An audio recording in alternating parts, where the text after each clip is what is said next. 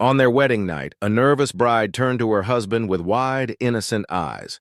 "Honey, you know I'm a virgin and I don't know anything about, well, you know. Can you explain it to me first?" Her husband smiled warmly. "Of course, sweetheart. Let's put it simply. Your private place is the prison and my private thing is the prisoner. Our goal is to put the prisoner inside the prison." With that, their wedding night commenced, and soon the husband lay back, grinning in satisfaction. The bride nudged him, giggling. "Honey, the prisoner seems to have escaped." He turned to her, smirked, and said, "Then I guess we'll have to re-imprison him." And so they did. A little while later, she giggled again. "Honey, the prisoner is out again." With renewed determination, he went back to work, ensuring the prisoner was properly locked away. Moments later, she gasped once more. "Honey, the prisoner has escaped again." This time, the husband groaned, rolled over, and huffed, "Hey, it's not a life sentence."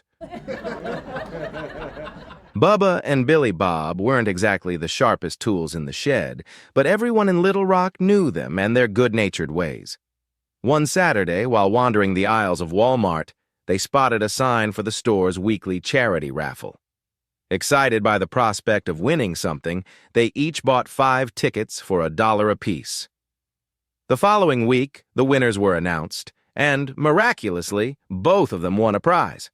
Billy Bob hit the jackpot, taking first place, a year's supply of gourmet spaghetti sauce and extra-long spaghetti. Bubba, on the other hand, walked away with 6th place, a toilet brush. A week later, they ran into each other again at Walmart. Billy Bob clapped Bubba on the shoulder. "Hey, Bubba, how you liking your prize?" Bubba shrugged. "Not so good. I reckon I'm going to switch back to paper." President Xi Jinping traveled to Guangxi to meet with the governor and discuss the fine, loyal people of China. "They are good people, no doubt," the governor said. "But loyal? I'm not so sure." Xi smiled confidently. "I will prove it to you." He spotted a farmer nearby and called him over. "Tell me, what is your profession?" "I'm a farmer," the man replied. Xi nodded. "Let me ask you, if you had 2 houses, would you give one to the government?" Without hesitation, the farmer said, "Yes, of course." Xi turned to the governor with a satisfied grin, but the governor still looked skeptical. Xi continued, "If you had 2 cars, would you give one to the government?" "Absolutely," the farmer answered without a second thought. The governor, now intrigued, decided to ask a question of his own. "If you had 2 cows, would you give one to the government?" The farmer's expression suddenly changed. He hesitated, shuffled his feet, and finally said, "No, never. Please don't ask me that." She frowned. "But you'd give up a house and a car, why not a cow?" The farmer sighed. "Because I actually have 2 cows." 2 country boys walked into a diner, sat down, and started chatting over their meal. The topic, as always, was their moonshine business, recipes, customers, and how not to get caught. As they were talking, a woman at a nearby table suddenly started coughing. At first, no one paid much attention, but within moments it was clear she was in serious distress. She clutched her throat, her face turning red, then blue. One of the hillbillies leaned over and asked, "Can you swallow?" The woman frantically shook her head no. He scratched his chin. "Can you breathe?" Her eyes widened in panic as she shook her head again. Without another word, the hillbilly stood up, walked over, lifted up the woman's dress, yanked down her drawers, and gave her right butt cheek a quick, firm lick.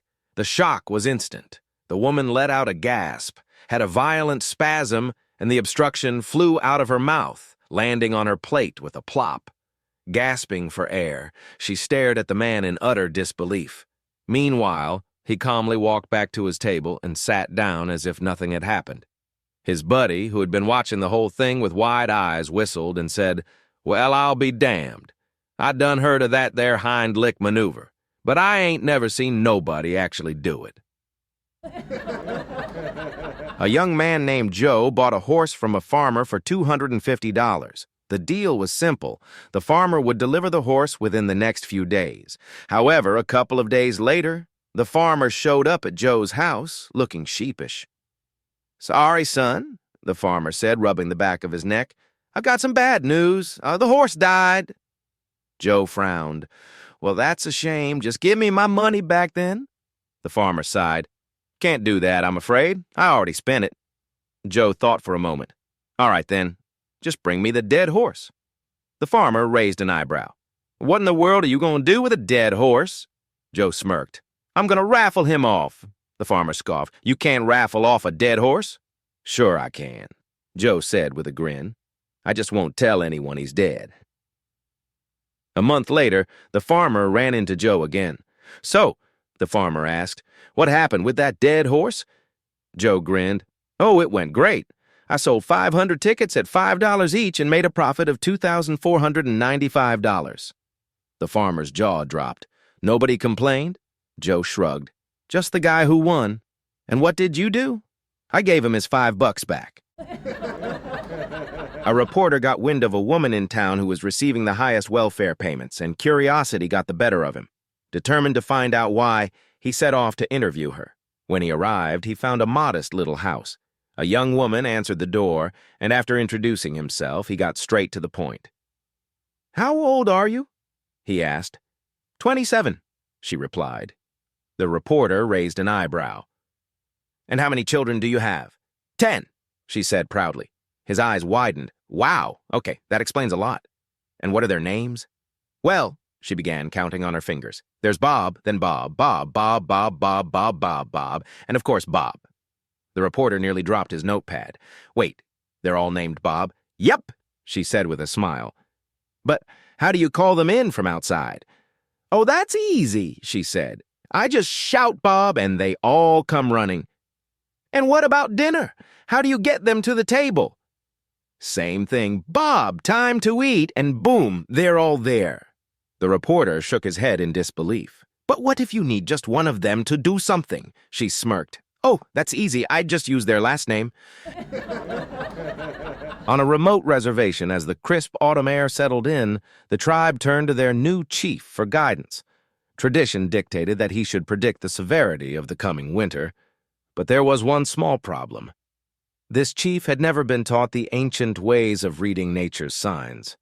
He looked up at the sky, examined the trees, and even listened to the wind. But none of it made sense to him. Not wanting to appear uncertain, he decided to play it safe. The winter will be cold, he declared to his people. Gather plenty of firewood to be prepared. The villagers, trusting their leader, immediately set to work, chopping and stacking logs. A few days later, the chief had an idea. He walked to the nearest phone booth and called the National Weather Service. Can you tell me, he asked, will this winter be cold? The meteorologist on the other end replied, yes, indications suggest a cold winter ahead. Feeling validated, the chief returned to the village. The winter will be very cold, he announced. Gather even more firewood. The tribe, ever diligent, doubled their efforts, hauling logs, cutting branches, and stacking wood piles higher than ever before. A week later, the chief grew curious. He called the weather service again. Are you still certain this winter will be cold? Absolutely, came the reply. The latest data confirms it will be quite harsh. Concerned, the chief rushed back to his people. The winter will be extremely cold, he warned. Gather every last scrap of firewood you can find. The villagers obeyed, stripping the land bare of anything that could burn. 2 weeks later, still uneasy, the chief made one final call. Are you absolutely sure this winter will be dangerously cold? Without a doubt, the meteorologist responded. All signs point to it being one of the coldest winters ever recorded. The chief hesitated. Something didn't feel right. And, how can you be so sure? He finally asked. The meteorologist replied, because the Native Americans are collecting firewood like crazy. On a quiet little farm, a new young rooster had just arrived, full of energy and confidence. The old rooster, who had ruled the coop for many years, watched him with concern. He knew his days of dominance were numbered, and soon he would be replaced. But the old rooster wasn't ready to give up just yet. He had a plan. One afternoon, he strutted up to the young rooster, puffing out his chest. All right, listen here, kid, he said. I know you're fast, strong, and full of energy, but let's make things interesting. Let's have a race. 1 lap around the farmhouse. If you win, I step aside and let you have the hens. If I win, you leave. The young rooster smirked. Easy. You don't stand a chance, old-timer. Perhaps, the old rooster admitted. But let's make it fair. Since I'm not as quick as I used to be, I get a head start. You can't start running until I've made it halfway around. The young rooster laughed. Sure, no problem. You're not winning either way. With that, the race began. The old rooster took off, his legs pumping as fast as they could manage. He reached the halfway point, huffing and puffing, his wings flapping uselessly at his sides. Then the young rooster shot off like a bullet, closing the gap in seconds. By the time the old rooster was 3/4 of the way around, the young one was right on his tail, gaining fast. Just as the young rooster was about to overtake him, a shotgun blast echoed across the farm. The young rooster collapsed into a heap of feathers. Standing on the porch, the farmer shook his head and sighed. Dang it, third gay rooster this month. John had always loved visiting his grandfather, a tough old man who had spent his entire life in the quiet, rural stretches of Saskatchewan. At 90 years old, Grandpa still lived on his own, as stubborn and independent as ever. One summer, John decided to spend a few days with him. They stayed up late on the first night, reminiscing about old times, sharing stories, and laughing until their sides hurt. The next morning, Grandpa made breakfast: bacon, eggs, and toast. As John sat down at the table, he noticed something odd. His plate had a strange film on it, like it hadn't been rinsed properly. He hesitated, then asked, Grandpa, are these plates clean? Without missing a beat, the old man waved a hand dismissively. They're as clean as cold water can get 'em. Just eat up, sonny. John wasn't convinced, but not wanting to argue, he dug in. At lunchtime, Grandpa grilled up some homemade hamburgers. As John picked up his plate, he noticed tiny specks of dried egg clinging to the edges. His stomach turned a little. Grandpa, he asked again, are you sure these plates are clean? Grandpa, still chewing his own burger, barely glanced up. Boy, I already told you, they're as clean as cold water can get 'em. Now quit your fussing and eat. John sighed. Maybe he was just being picky. That afternoon, after a long day of chatting and relaxing, John decided to head into town. He grabbed his things and made his way to the car, only to be stopped in his tracks. Grandpa's dog, a scruffy old mutt, stood in the doorway, baring its teeth and growling. Grandpa, John called over his shoulder, your dog won't let me pass. From his recliner, without taking his eyes off the football game on TV, Grandpa hollered back, Coldwater, go lay down now, you hear me? In a small rural town, a determined TV reporter was sent to investigate the possible causes of mad cow disease. Armed with her microphone and notepad, she arranged an interview with a local farmer, hoping to get some insight from someone who had spent a lifetime working with cattle. The cameras rolled as she introduced herself. Good afternoon, sir. I'm here to gather expert opinions on what might be causing mad cow disease. Do you have any theories? The old farmer, leaning casually on his fence post, studied her for a moment before answering. Well, miss, did you know that a bull only mounts a cow once a year? The reporter shifted uncomfortably, caught off guard. I wasn't aware of that, she admitted. But what exactly does that have to do with mad cow disease? The farmer continued, undeterred. And did you know that we milk a cow twice a day? The reporter nodded, growing impatient. Yes, but how is that relevant? The farmer smirked. Well, miss, just think about it. If someone was playing with your breasts twice a day but only screwing you once a year, wouldn't you go mad? There was a long silence. The reporter's face turned bright red. The cameraman stifled a laugh. And the interview, it was never air. One evening, a chicken farmer walked into the local bar feeling particularly cheerful. He took a seat next to a woman at the counter and waved to the bartender. A glass of champagne, please, he said. The woman beside him turned her head in surprise. Well, isn't that a coincidence? I just ordered champagne, too. The farmer chuckled. Really? Must be a special occasion, then. It is, she beamed. I'm celebrating. The farmer's eyes lit up. No kidding, me too. What a coincidence. They clinked their glasses and took a sip. Then the farmer leaned in curiously. So what's your special occasion? The woman grinned. "My husband and I have been trying to have a baby for years, and today my doctor told me I'm pregnant." The farmer nearly choked on his drink. "Well, I'll be darned. That is a coincidence. You see, I'm a chicken farmer, and for years none of my hens would lay fertilized eggs. But just this morning I found out they're finally producing." The woman's eyes widened. "That's amazing. What did you do differently?" The farmer leaned back with a satisfied grin. "Simple. I used a different rooster." The woman paused for a moment, then slowly smiled. "What a coincidence," she said. Late one evening, a traveling salesman found himself stranded on a lonely country road after his car broke down. With no other options, he walked up to the nearest farmhouse and knocked on the door. An old farmer answered, squinting at him suspiciously. "Sir, my car broke down. Would you mind if I spent the night here?" the salesman asked. The farmer stroked his chin. "Well, I suppose you can stay, but listen up. You'll have to share a room with my daughter." Before the salesman could respond, a stunning young woman peeked over her father's shoulder and gave him a playful wink. His heart nearly skipped a beat. "Oh, I don't mind that at all," he blurted out. The farmer's expression turned stone cold. "But let me be clear, no funny business. If you so much as touch her, I'll kill you." The salesman gulped. "Oh, no, sir. You can count on me." Just to make sure, the farmer built a wall of eggs between the two beds in his daughter's room. There was no way for one of them to cross without breaking them, but in the middle of the night, temptation got the best of the salesman. Unable to resist, he crashed through the eggs and spent the night in the farmer's daughter's arms. Passion took over, and by the time they were done, the egg wall was completely destroyed.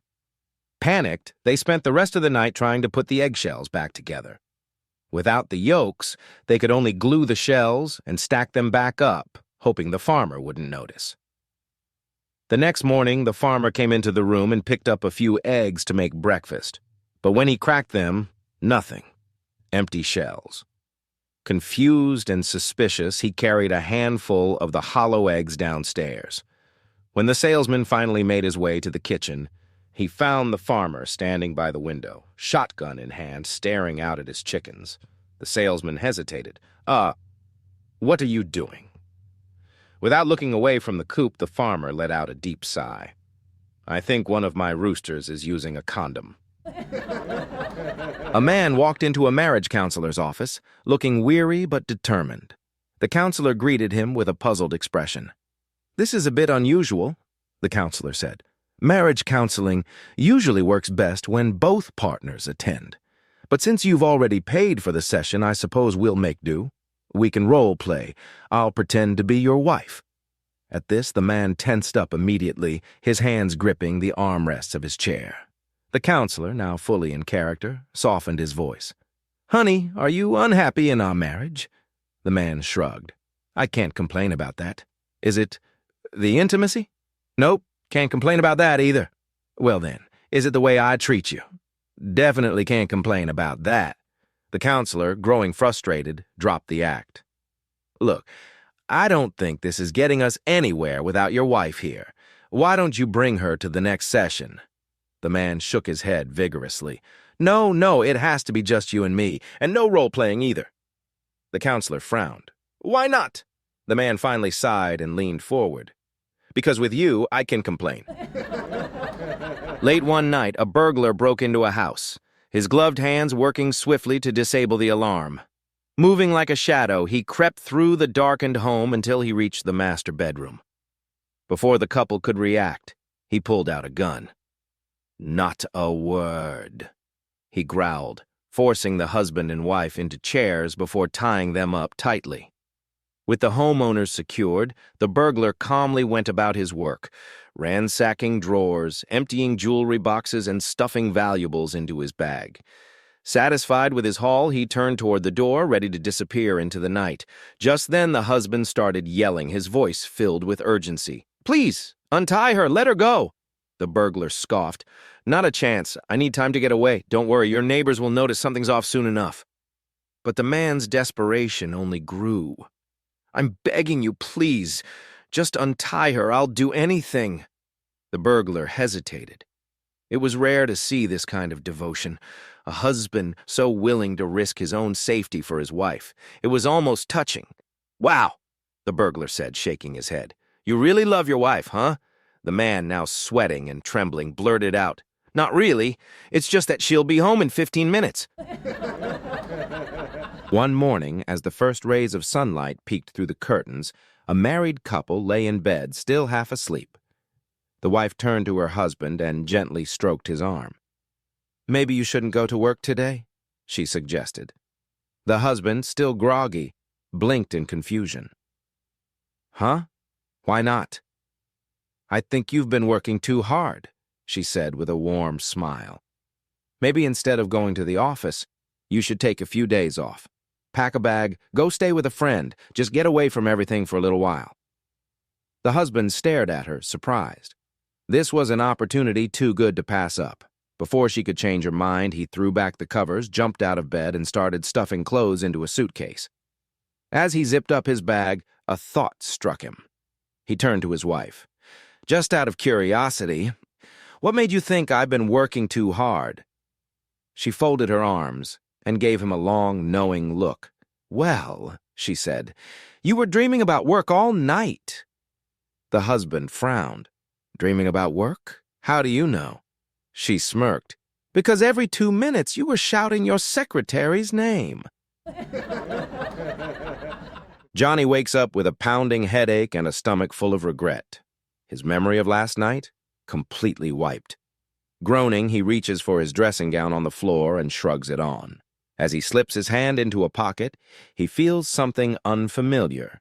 He pulls it out, a bra. His heart sinks. Uh-oh. What happened last night? Still groggy, he shuffles towards the bathroom, slipping his other hand into the second pocket. This time, he pulls out a pair of knickers. Panic sets in. What have I done? It must have been one hell of a party.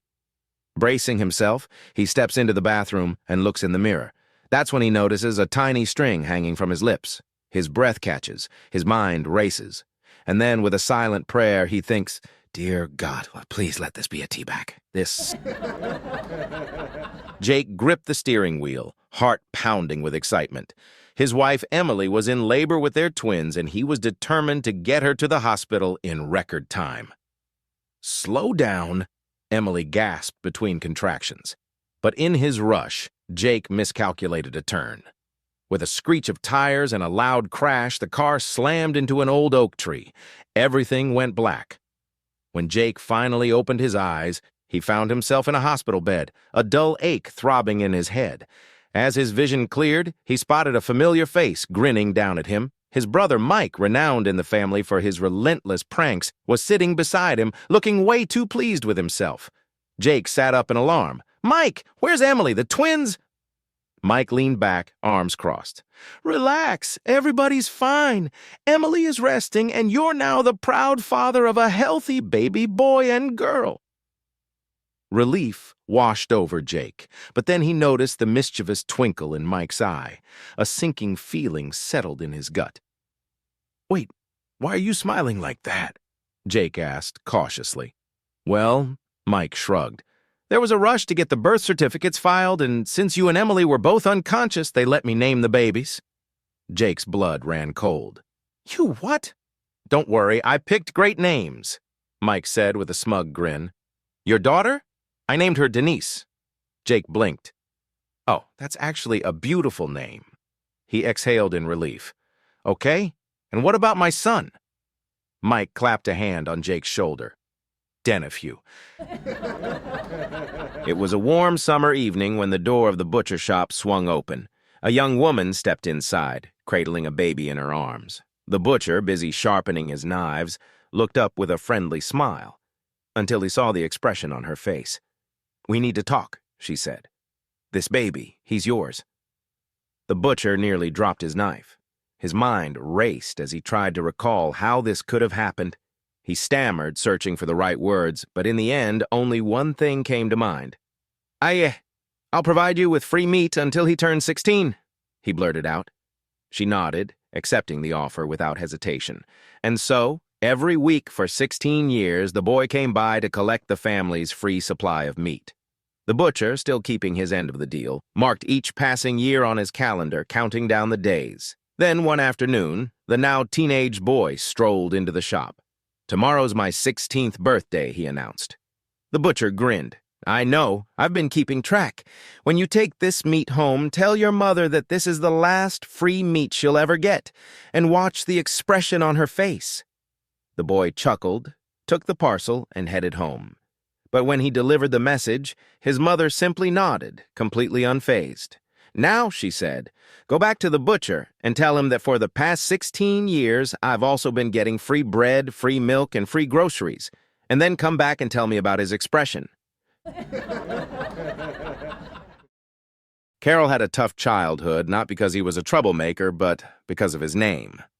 Growing up with an uncommon name like Carol made him the target of relentless teasing. But despite the years of mockery, he held his head high, eventually falling in love with his high school sweetheart and marrying her. When their first child was born, Carol, eager to break the cycle, let his wife choose the name. Inspired by his uniqueness, she decided on something just as special: love. It was a beautiful sentiment. Unfortunately, the world wasn't as kind. As Love grew older, she suffered the same fate as her father: endless teasing from classmates. One day, after enduring one insult too many, she stormed into the house, tears streaming down her face. "Why did you give me such a stupid name?" she screamed at her father. Carol, ever the protector, took the blame to shield his wife. "I'm sorry, sweetheart. It was my decision," he said gently. But Love wasn't in the mood for apologies. In a fit of frustration, she grabbed her toy dart gun and fired, right at his chest. Carol gasped dramatically and collapsed to the floor. Just then, his wife walked through the door, gasping in horror at the scene before her. "Oh my God, what happened?" she cried, rushing to his side. With his last ounce of strength, Carol reached for her hand, pulled her close, and whispered, "Shot through the heart, and you're to blame. Darling, you gave Love a bad name." The waiting room of the hospital was filled with nervous fathers-to-be, pacing back and forth or fidgeting in their seats. I was among them, anxiously waiting for news about my wife, who had just gone into labor. After what felt like an eternity, a nurse finally walked in and approached the man sitting beside me. "Congratulations, sir. You're the proud father of twins," she announced with a smile. The man's eyes widened in amazement before he let out a chuckle. "Well, how about that? I work for the Double Mint Chewing Gum Company." He stood up, grinning from ear to ear, and followed the nurse to meet his wife. About an hour later, the same nurse returned with another announcement. "Mr. Smith, congratulations! Your wife has just given birth to triplets!" Mr. Smith gasped, then laughed. "Would you believe it? I work for the 3M Company." He shook his head in disbelief before heading off to see his growing family. At that moment, the man sitting on my other side suddenly stood up, looking pale. "Where are you going?" I asked. He swallowed hard and wiped his forehead. "I think I need some fresh air," he muttered. I raised an eyebrow. "Why's that?" He turned to me with a worried expression and whispered, "I work for 7-Up." As Chester left his pottery class, he instinctively patted his pockets. Keys? Nowhere to be found? A quick scan of the meeting room yielded nothing. His stomach dropped. He must have left them in the car. Panic set in as he sprinted toward the parking lot. His wife, Sally, had warned him countless times about leaving the keys in the ignition. "It's the best way not to lose them," Chester had argued. "It's the best way to get the car stolen," Sally had countered. As he burst through the doors, his heart sank. Sally's theory had just been proven right. The parking lot was empty. Fumbling with his phone, he dialed the police. Breathlessly, he reported the theft, admitting that, yes, the keys had been left in the ignition. Then came the hardest call of all. "Honey," he stammered. He always called her honey in times like these. "I left my keys in the car, and it's been stolen." A heavy silence followed. Chester checked his phone to see if the call had dropped, and then, in a tone sharp enough to cut glass, Sally's voice rang through. "Chester, I dropped you off!" Silence. Chester swallowed hard. "Oh!" Then, just when he thought things couldn't get worse, Sally added, And now I have to convince this cop to take off the handcuffs. A husband sat on the edge of the bed watching his wife as she gazed into the mirror. With her birthday approaching, he decided to be thoughtful. "What would you like for your birthday, sweetheart?" he asked. Without looking away from the mirror, she sighed and said, "I'd love to be 8 again." Her husband's eyes lit up. Challenge accepted. On the morning of her birthday, he woke up early and made her a big bowl of Cocoa Pops, just like a kid would eat. Then he whisked her away to Adventure World, where he made sure she went on every single ride, the death slide, the wall of fear, the screaming roller coaster, you name it. 5 hours later, she staggered out of the theme park, her stomach doing somersaults and her head spinning. But he wasn't done yet. Next stop, McDonald's. He ordered her a Happy Meal, extra fries, and a chocolate shake. Then, off to the movies, complete with a jumbo popcorn, a soda, and her favorite M and Ms. By the time they made it home, she collapsed into bed, utterly exhausted. Smiling proudly, her husband leaned over and asked, "Well, dear, what was it like being 8 again?" Her eyes fluttered open, her expression suddenly darkening. "I meant my dress size, you idiot."